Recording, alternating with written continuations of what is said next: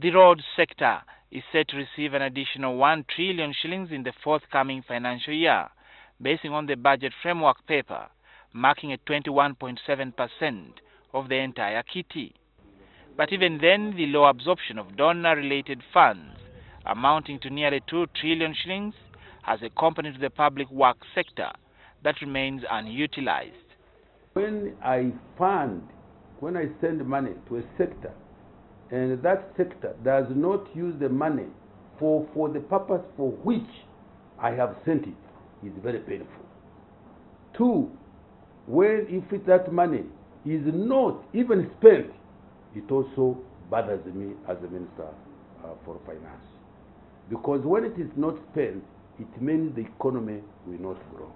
But in discussing the new budget framework paper for 2017-2018, the civil society budget advocacy group CSBAG cautions on the weak absorption at barely 20% across some of the entities.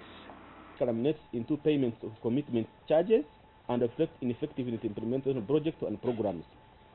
In addition, by end of June 2016, committed but undisbursed debt stood at 18 trillion, with commitment charges of 20.9 billion to be paid, hence resulting in increased debt servicing.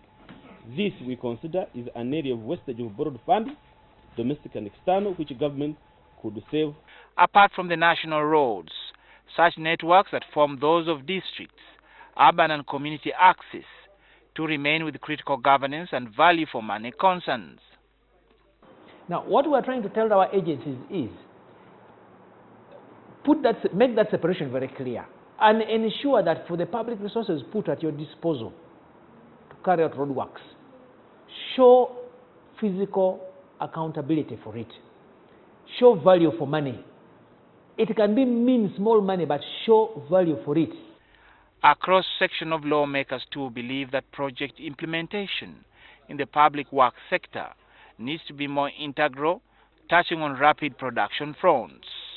You know, many industries that would have wished to establish there do not have power. The roads are not there. So if we want industries to create jobs for our people, to add value to our products, we need to seriously invest in industrial infrastructure. Not only these main trunk roads, we need to go deeper into the industrial parks, establish them.